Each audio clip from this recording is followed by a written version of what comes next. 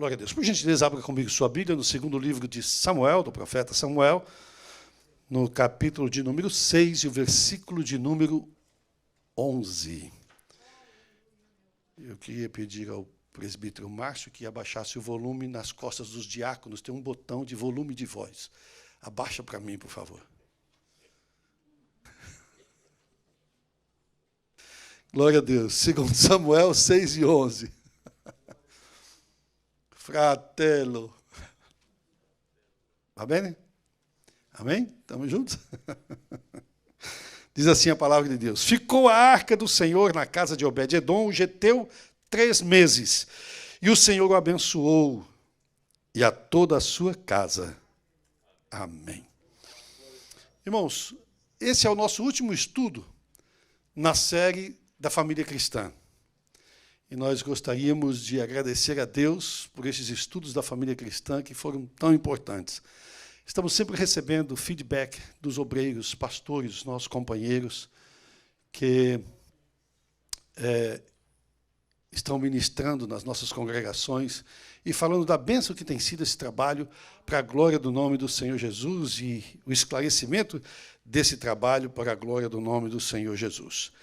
Hoje nós esse estudo foi elaborado pelo reverendíssimo bispo primaz Cláudio Pereira da Costa. Pereira da Costa não, Cláudio Esforcinho Pereira. E nós vamos aqui tentar, com a licença data vênia do pastor Cláudio, nós vamos aqui, né? O tema do nosso último estudo é a alegria da família. Na verdade, o enfoque do estudo, ou o foco do estudo, é a bênção de Deus quando a gente abre a nossa casa para um culto da família cristã. O quanto somos abençoados quando abrimos a nossa casa para um culto da família cristã. Porque muita gente não é feliz, porque muitas pessoas não são realizadas, estão sempre vivendo uma vida de mesquinhez, tanto espiritual quanto emocional, material e etc. Bom, se você quer ser feliz, se você quer ter êxito no seu dia a dia, se quer ter a presença do Senhor dentro do seu lar, na sua família, então você precisa meditar nesse estudo que nós estaremos fazendo o resumo dele aqui e ensinar a outras pessoas sobre essa verdade. E você vai ver que diferença faz a família cristã. É muito importante, é sumamente importante ter um lar feliz. É muito importante ter um lar feliz, né? A gente quer ter um lar feliz, uma vida feliz, a gente trabalha, dá o melhor para a nossa família e a gente busca as coisas que atendam bem a nossa família. Se nós vamos comprar um carro para atender a nossa família, a gente quer o melhor carro, a melhor casa, roupa, joias. As pessoas procuram prazer em tudo que é material.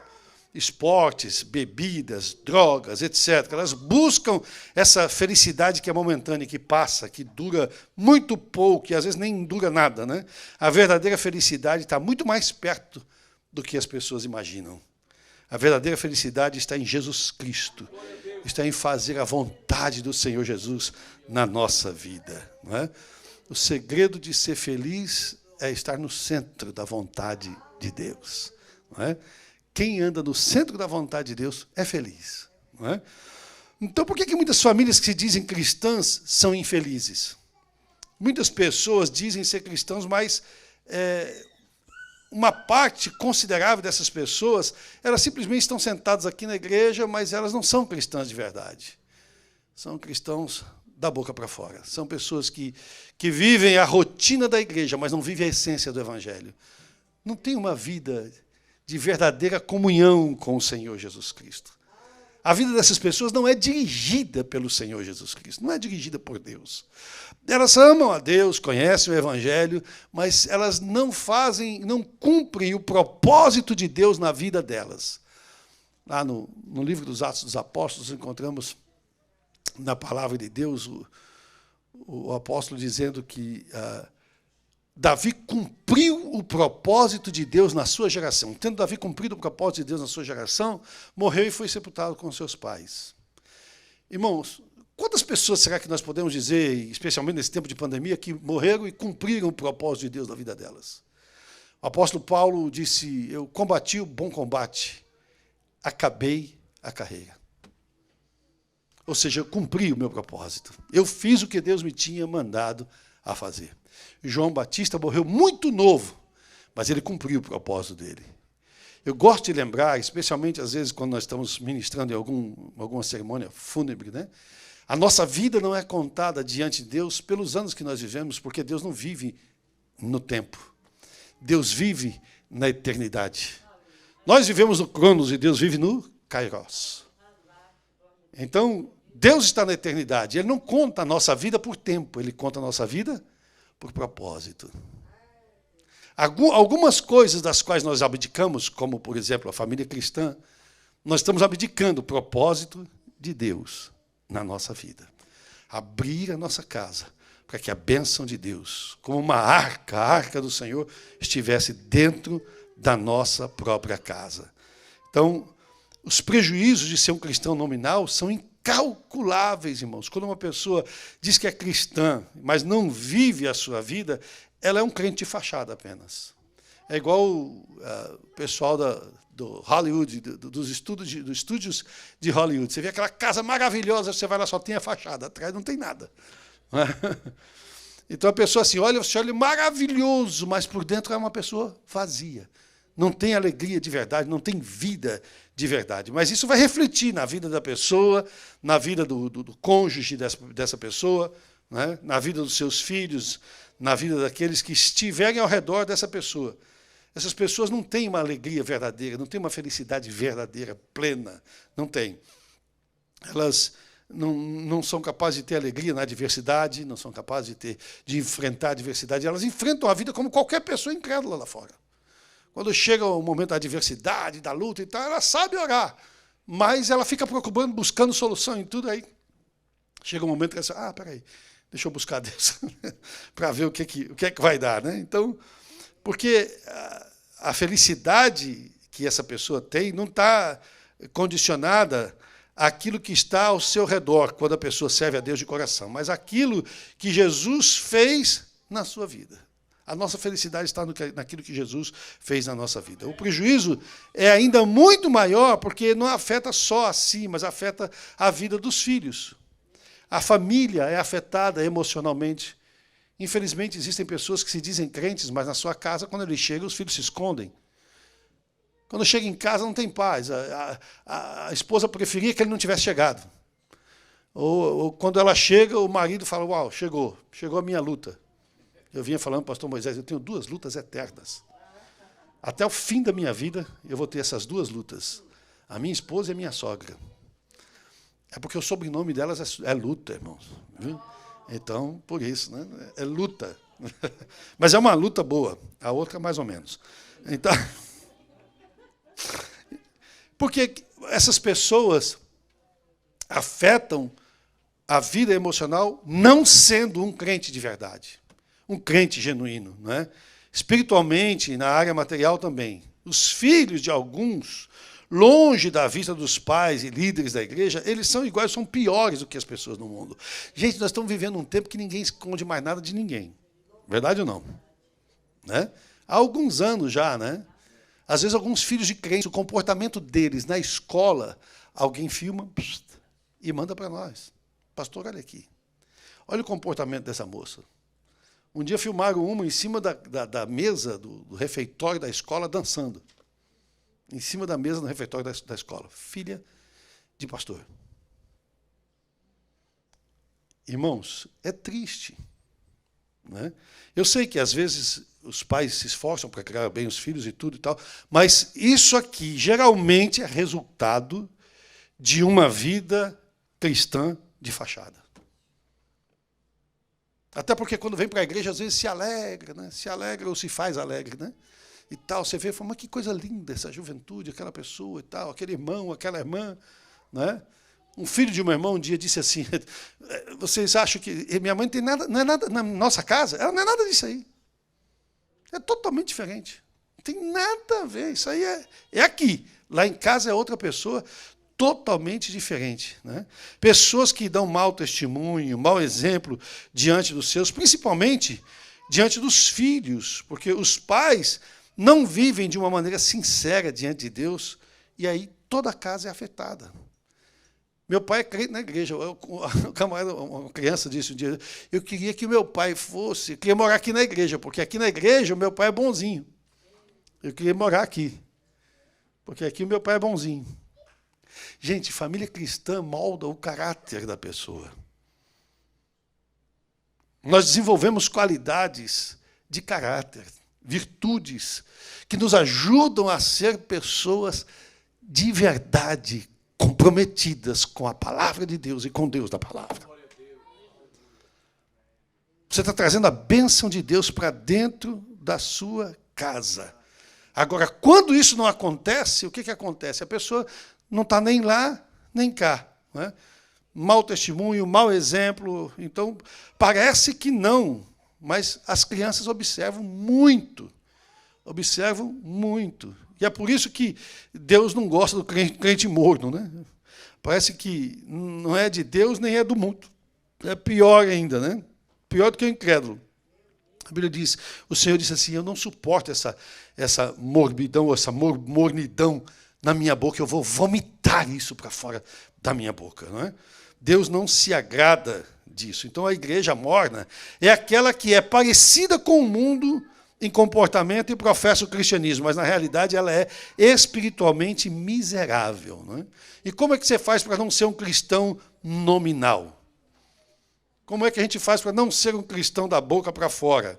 O que faz de um cristão nominal, um cristão ativo e verdadeiro, é a prática de hábitos, o desenvolvimento de hábitos espirituais.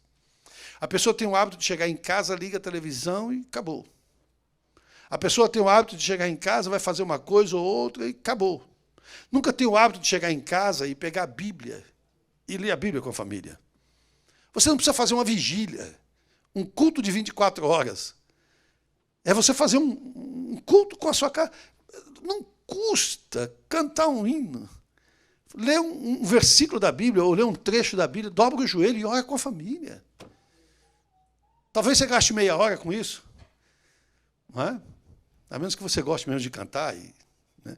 Já vi muitas pessoas que fazem campanhas louvando a Deus e alcançam vitórias extraordinárias, cantando 10 hinos por dia, 15 anos por dia, adorando a Deus no meio da luta, no meio da batalha, no meio da guerra, no meio da tribulação, struggling by worshiping. Está lutando, mas está adorando. Está lutando, mas está louvando a Deus. Né? É aí que a família cristã tem uma das maiores contribuições, que ajuda a pessoa a desenvolver bons hábitos. Olha, a família cristã, irmãos, é aquilo que vai moldando, é como o artista fazendo, esculpindo a sua arte. Cada semana ele vai lá e dá mais uma meia dúzia de pancadinha ali e vai tirando aquilo que não precisa, aquilo que não serve, aquilo que atrapalha, aquilo que não é de você, que não está em você. Não é? Nas lições semanais e no convívio com outras pessoas cristãs maduras, é que a gente vai aprendendo, a gente vai desenvolvendo, vai estabelecendo hábitos espirituais. E criar hábitos espirituais é você se comprometer com Deus. É se comprometer com o Senhor Jesus, é imitar a própria pessoa do Senhor Jesus. Muitas pessoas nunca conheceram teologia de maneira profunda, mas a vida delas é pautada na prática bíblica de ser igual a Jesus. Elas querem parecer com Jesus.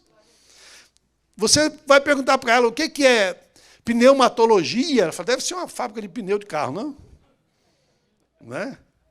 Se pergunta, escuta, soterologia, é de comer ou de passar no cabelo? Não sabe, mas tem uma vida pautada nos passos de Jesus, na pessoa de Jesus, no comportamento de Jesus. Quer ser igual ao Senhor Jesus Cristo. Então, a nossa conduta vai sendo moldada na família cristã. Tiago disse, tornai-vos, pois, praticantes da palavra, e não somente ouvintes, enganando-vos a vós mesmos. Porque se alguém é ouvinte da palavra e não praticante, ele se assemelha ao homem que contempla no espelho o seu rosto natural, pois a si mesmo se contempla, e se retira, e logo se esquece do que era a sua aparência. Mas aquele que considera atentamente na lei perfeita, lei da liberdade, e nela persevera, não sendo ouvinte negligente, mas operoso praticante, esse será bem-aventurado no que realizar. Então, aqui a gente termina falando, nesse último estudo da família cristã, do que é a família cristã, né? É uma reunião de um pequeno grupo de pessoas em uma casa onde o Senhor Jesus é o centro e o Espírito Santo dirige as nossas vidas para a gente celebrar a nossa fé. Você se reúne numa casa, o Espírito de Deus é o centro, não é? E você se reúne ali para celebrar a sua fé no Senhor Jesus Cristo. Isso é família cristã, com um grupo pequeno. Eu vou sempre insistir em dizer, família cristã, um grupo grande da família cristã é um fracasso. Um grupo pequeno da família cristã é um sucesso. É bênção, não é? Glória a Deus. Então, ela nos ajuda a conhecer melhor o que Deus tem para nós. É como se em cada reunião a gente trouxesse a arca de Deus para dentro da nossa casa. Tanto pais como filhos são abençoados. Você se lembra, nós já falamos aqui, né, da arca de Deus que foi tomada pelos filisteus, e depois eles tiveram que mandar a arca de volta porque estava amaldiçoando o povo deles com hemorroidas e ratos. Você se lembra disso? E aí eles mandaram a arca de volta, a arca veio para o meio do povo de Israel e acabou ficando na casa de um levita, porteiro, e ele foi abençoado, na casa de Obed-edom, né? E ele foi abençoado porque a arca estava na casa dele. Até que Davi foi buscar a arca, né? Mandou buscar a arca, e ainda teve um probleminha lá, que não é o caso, não vamos correr aqui, né? Mas abra a sua casa para um grupo da família cristã, traga a arca para a sua casa. Eu tenho certeza que vai ser uma bênção, né? A arca na minha casa. Quando a gente coloca a família cristã na nossa casa, a gente coloca a arca de Deus, porque a arca representa a presença de Deus. Quando você está trazendo um culto para a sua casa, você está trazendo a presença de Deus para dentro da sua casa. Quando você liga a televisão e começa ali a passar pornografia, palavrão, e desgraça, e morte, e guerra, e tudo isso, aquelas informações estão passando para dentro da sua casa. Aquelas informações estão enchendo a sua alma. Quantas vezes você levanta de um filme, eu gosto muito de falar isso, né? Às vezes é um filme daqueles que mata, né? E aí, quando você levanta do filme, você está assim tremendo, né? Tem gente que já está especialista em arma, porque só de ver os filmes que passam na televisão, não é verdade? E a pessoa, às vezes, fica tanto tempo ali, mas não consegue gastar 15 minutos para ler um capítulo da palavra de Deus. Quando você traz isso, a palavra de Deus, para dentro da sua casa, você está tomando o espaço daquelas outras coisas. Não só o espaço, como a influência e mais, a consequência disso. Isso é muito importante. Tem coisas que a gente acha que não tem consequência. Nós recebemos informações na nossa mente consciente, elas são gravadas na nossa mente subconsciente. São gravadas no nosso subconsciente. O nosso subconsciente é igual o computador que você deixa ligado de noite. Você vai lá, a tela está apagada, mas o hard drive dele está funcionando. Está recebendo mensagem no WhatsApp, está recebendo mensagem no SMS. O computador está funcionando. A nossa mente subconsciente não dorme. Quando você dorme, a sua mente subconsciente organiza o seu cérebro. E o seu cérebro vai colocando as coisas tudo na prateleira certa. Não é? Eu já percebi que a minha sogra dorme muito pouco. Então, quando você dorme, vai colocando as coisas tudo na prateleira certa. Não é? Então, o que acontece? Aquelas coisas que estão gravadas na sua mente subconsciente, eventualmente, elas vão se manifestar. Por exemplo, eu vou dar um exemplo aqui bem simples, né? Você vai lá no supermercado e compra um sabonete, uma caixa de sabão, ou alguma coisa para a máquina de lavar, e você chega em casa, por que eu comprei isso aqui, né? Eu nunca comprei dessa marca. Naquela hora você não se lembrou, mas a informação estava na sua mente subconsciente. E eles sabem, as pessoas que trabalham com propaganda, sabem como passar a mensagem para você, tanto de maneira explícita como de maneira subliminar. Você não percebe. A informação ficou lá, e depois aquela informação que você recebeu, eles fazem de maneira que você vai ver uma outra coisa e vai lembrar daquilo, e depois você vai ver uma outra coisa, você vai lembrar daquilo. Porque apela para as suas emoções, apela para os seus instintos naturais. Essas mensagens apelam para isso. E quando você pensar que não, bingo. Como é que a gente faz para vencer isso aí? O homem carnal, ele é dominado, ele trabalha, toma decisões na sua mente. O homem espiritual, ele toma decisões no seu coração. Davi disse, eu guardei a tua palavra no meu coração para eu não pecar contra ti. O nosso coração tem um instituto, tem um atributo divino chamado consciência. As nossas decisões conscientes são tomadas no nosso coração. Quando o seu coração está cheio da palavra de Deus, essas outras influências não vão ter espaço.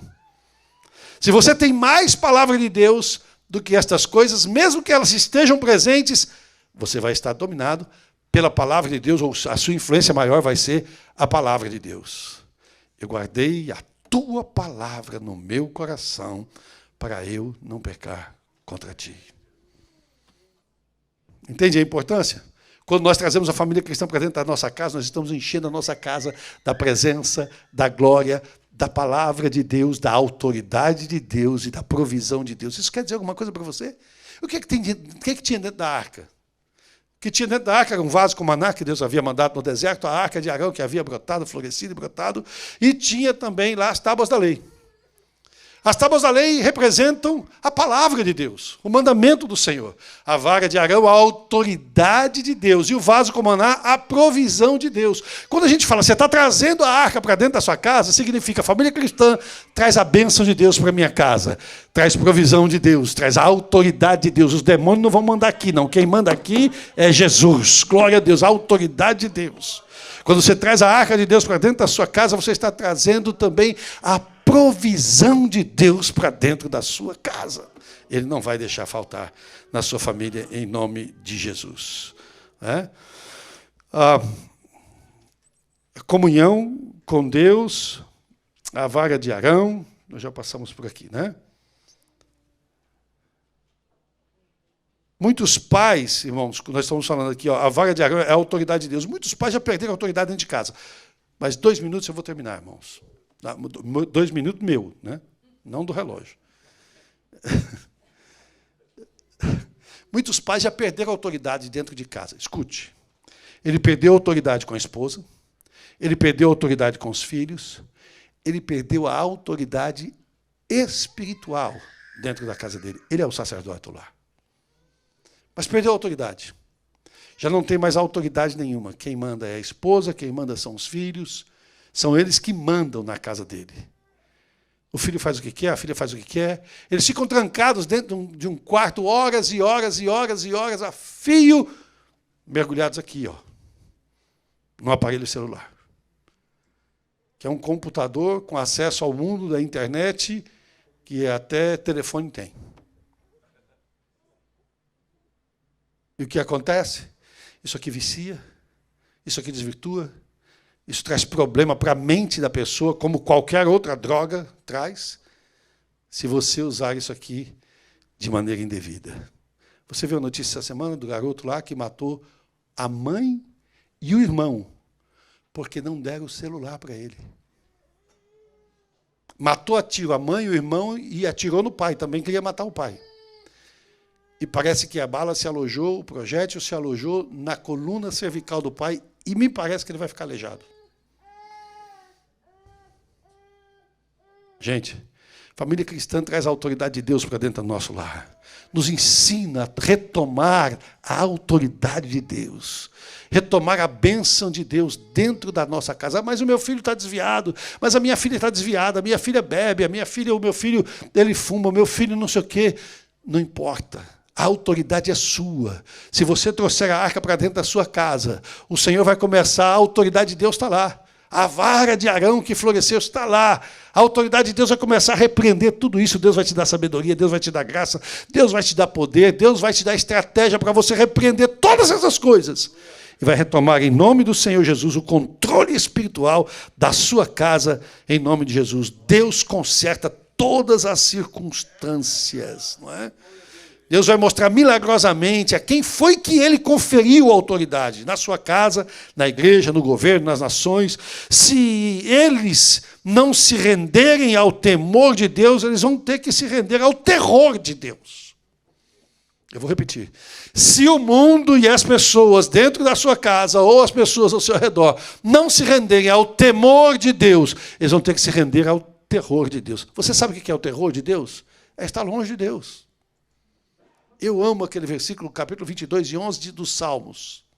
Salmos 22 e 11, que diz assim, olha, é bom você ficar perto de Deus, porque se você se afastar de Deus, longe dele tem angústia. O afastado de Deus tem angústia. E lá não tem quem socorra, não tem quem ajude. Em outras palavras, o que está dizendo é o seguinte, é como se você estivesse dentro da umbrella de Deus, debaixo do guarda-chuva de Deus. E quando você sai, você não precisa sair totalmente do guarda-chuva para pegar chuva, precisa? Não. Se você sair um pouquinho, já vai começar a molhar. Né? Se você sair de frente, eu, por exemplo, se eu sair de frente, a primeira coisa que molha é a barriga. Né? Então, se você sair de lado, vai molhando, vai te molhando, você já vai pegando. Entenda isso espiritualmente. Ah, mas eu ainda estou dentro da igreja, mas tem um pedacinho para fora? Está pegando a chuva lá de fora. Essa chuva chama-se maldição. Essa chuva chama-se ataque do inferno. Eles estão lá te puxando. Essa chuva significa que você botou um pedacinho para fora e ele já segurou você. E ele vai oferecer mundos e fundos para você ficar lá. Ou para você ir para lá. E lá não tem angústia e não tem quem ajude. Lá tem angústia e não tem quem ajude. Eu ouvi uma pessoa que eu via cantar na minha infância. Eu lembro bem, porque foi um dia desse. Ele pegava um violão e começava a cantar. Eu sei que Jesus me ama, a certeza eu bem tenho, provou ali no Gólgota, morrendo num triste leio. A cena da cruz não me sai da mente, eu fico pensando como é bom ser crente. Às vezes nas lutas, ele não conseguia às vezes terminar a primeira estrofe, irmãos. Ele se debruçava do violão e chorava. Mas ele se distanciou de Deus e foi para a chuva. E quem sai na chuva tem que se molhar. Ele fazia de tudo para voltar para a igreja. E eu me lembro dele falando, uma vez nós o visitamos. Ele era o delegado titular do aeroporto de Congonhas. E ele falou para nós as lágrimas numa madrugada. Que nós fomos visitados de madrugada na delegacia do aeroporto de Congonhas. Ele disse, eu tenho muita vontade de voltar, mas eu não tenho forças. Eu não consigo. Eu quero com todo o meu coração, eu quero, mas eu não consigo. Não há quem ajude. Lá fora é angústia e não há quem ajude. Tem muita gente que não se dá conta de que está rejeitando a Deus quando rejeita a família cristã. Não percebe que está rejeitando o maná de Deus, a provisão de Deus, não só provisão econômica e financeira, isso para Deus é o menos. É a provisão espiritual, é a capacidade de entender o propósito de Deus na sua vida e ser útil no contexto da obra de Deus. É usar a sua vocação espiritual através da sua vocação profissional. Nós sempre falamos isso aqui. Nós precisamos entender isso. A provisão de Deus está ali, toda semana, gotejando. Goteje a minha doutrina, goteje a minha doutrina, goteje a minha doutrina. Vai crescendo, vai se fortalecendo, vai se fortalecendo, vai se fortalecendo. Depois de velho, não se esquecerá dele, do caminho do Senhor. Nós estamos terminando, irmãos. Glória a Deus. Algumas pessoas falam assim, mas pastor, eu não quero fazer reunião da família cristã na minha casa porque eu não tenho condição de fazer aquele banquete para todo mundo. Escute. Em primeiro lugar, família cristã não é banquete. Sabe qual é o problema com família cristã grande? É exatamente esse. Quando chega na sua casa 15 pessoas para fazer uma família cristã, é uma festa. É uma festa que uma pessoa está dando. Você dá uma festa na sua casa, você convida umas 15 pessoas. Se convidar 15 pessoas. As pessoas não têm condição de dar uma festa por semana, toda semana dá uma festa. Aí o que a gente faz? Cada semana faz numa casa. Faz aqui, faz ali, faz ali, faz ali.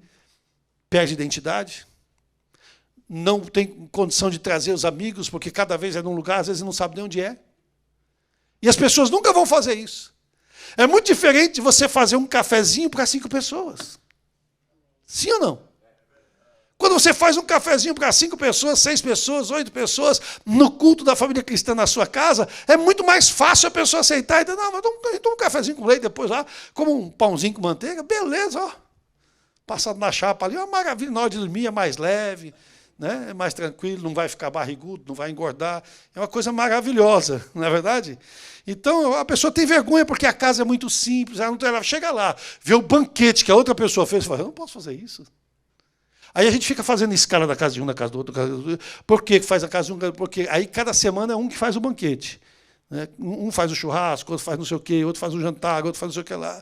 Gente, isso está errado. Família cristã não é isso. Família cristã é a arca de Deus na nossa casa. Nós trocamos isso por uma reunião social de crente. A gente faz de conta que gosta do culto, mas o que a gente quer gosta mesmo é do ambiente, bate papo, a gente come junto. E é delicioso mesmo, irmão. É maravilhoso mesmo. Só que enquanto isso, os perdidos estão morrendo. Você está na família cristã, mas os filhos estão em casa e não vai acontecer nada. E etc, etc, etc, etc. Você entende isso? É muito importante, né? Em segundo lugar, quando a família cristã vem para a sua casa, a bênção vem junto. Deus vai abençoar a sua vida em todos os sentidos, gente. Econômica, financeira. Você acha que os nossos pais lá atrás não tinham vergonha de levar as pessoas à casa deles, quando eles aceitaram Jesus como Salvador? Eram muito, muito, muito mais pobres do que nós somos ricos, gente. Você anda de carro novo, você anda de carro com ar-condicionado, na sua casa tem ar-condicionado, você anda aqui nos seus lugares maravilhosos aqui, você é uma pessoa muito enriquecida, abençoada por Deus. Eles tinham pobreza. Eles estavam numa situação delicada, sim ou não? Eles sim, os nossos irmãos. Porque eles não tinham carro, não tinham comida, tinham dificuldade, mas recebiam as pessoas do ponto de pregação na casa deles. E o que acontecia, irmão? Ele tinha um barraquinho lá, uma casinha simples, aquela da parede quebrada, do estuco todo quebrado, aquela que passava aquela infiltração, lembra? Aquela parede úmida. Pois é, aquilo lá. E eles estavam lá, irmão, não tinha vergonha. Eles não tinham instrumento, não tinha nada, era no gogó, era no foi na cruz. De vez em quando aparecia alguém com uma sanfona, era uma alegria, uma orquestra sanfônica. Uma alegria. Né? Um violãozinho, irmão, um bestetu, e uma alegria tremenda, rapaz. Verdade ou não é? Olhe para mim, por favor. Sabe o que acontece? Aqueles que ontem abriram suas portas para um culto na sua casa, Deus abençoou, Deus prosperou, Deus deu a casa boa, Deus deu o carro para trazer a família para a igreja, Deus abençoou os seus filhos, Ele pagou pelo estudo dos seus filhos, eles se formaram, Deus abençoou. Eu vou terminar, num minuto. Meu pai chegou na feira um dia, o camarada falou assim, ó, vai embora com isso. Meu pai era marreteiro, sabe o que é marreteiro? É o cara que vai para a feira e ele estende um lençol no chão e coloca as coisas em cima ali para vender. Ele vendia panela de alumínio. Panela, caldeirão, coisa que algumas pessoas aqui nem conhecem, nem sabem o que é um caldeirão. Né? Ela ficou assim, você sabe o que é um caldeirão? Não, né? You don't. You don't even understand me. Então, mas preste atenção. Aí meu pai vendendo lá. E um camarada com uma barraca grande do lado, que vendia um monte de coisa, falou para ele, ó, os marrecos que vêm aqui, do meu lado aqui, para vender, eu engulo tudo. A sua banquinha aí já vai, você não vai prosperar aqui do meu lado, não, pode ir embora. Meu pai falou para ele, moço, esse sol aí nasceu para o senhor e nasceu para mim. E um dia, quando ele saiu com outro irmão do lugar que eles compravam a mercadoria, o irmão olhou para eles, dois estavam dentro de um táxi, porque um só não conseguia pagar o táxi. Então, os dois carregavam a mercadoria juntos e dividiam o valor do táxi. O irmão falou assim para ele, Zé Wellington, o que você pensa da vida? O que você espera? Qual é o seu sonho? Ele disse, olha, meu sonho é ter uma barraca grande na feira, ter um caminhão novo para levar minha barraca, ter um carro novo para levar meus filhos para a igreja, minha mulher, minha família, para servir a Jesus. Ele olhou para ele. Isso naquele tempo, irmãos, era como se você sonhasse em ser o dono do Trump Tower. Ele olhou para ele e falou, por isso que Deus nunca vai te dar nada. Você é muito ambicioso. 20 anos se passaram. Eles se encontraram um dia. Meu pai já tinha um caminhão novo. Meu pai já tinha uma casa grande que ele construiu. A casa era grande, que tinha inclusive um depósito de mercadoria na casa. Meu pai tinha o carro novo. E meu pai teve um Oldsmobile, daquele velho antigo, mas era um carro importado naquele tempo no Brasil, um carro importado, misericórdia. Não é? Meu pai já tinha tudo. Ele olhou para o meu pai e disse, você soube pedir. Deixa eu te contar o segredo. Todos os dias, nós tínhamos culto doméstico na nossa casa. A arca estava lá, a bandeira estava hasteada, a bênção de Deus estava ali. O meu irmão mais velho hoje é o presidente da Convenção Geral das Assembleias de Deus no Brasil. Ele foi batizado no Espírito Santo, num culto doméstico, que eu acho que até a Meibel estava. Quando ele foi batizado no Espírito Santo. Leva a arca para dentro da sua casa. Abra o seu coração para a família cristã, porque o seu lar está clamando pela bênção de Deus. Abra o seu coração, porque a sua casa está clamando pela bênção de Deus. Abra o seu coração, porque o futuro dos seus filhos está clamando pela bênção de Deus. Porque os seus últimos dias na terra e o seu tempo que você ainda tem de vida estão clamando pela bênção de Deus. Abra a sua casa para um grupo da família cristã. Que Deus lhe abençoe no nome do Senhor Jesus. Se todo mundo entendesse a grande bênção que é ter um grupo da família cristã em casa, ia ter disputa para receber as reuniões da família cristã. E o Senhor está dizendo assim, hoje eu coloco diante de ti a bênção e a maldição. O que é que você vai escolher? Que Deus abençoe os irmãos em nome de Jesus. Vamos estar em pé, vamos orar ao Senhor.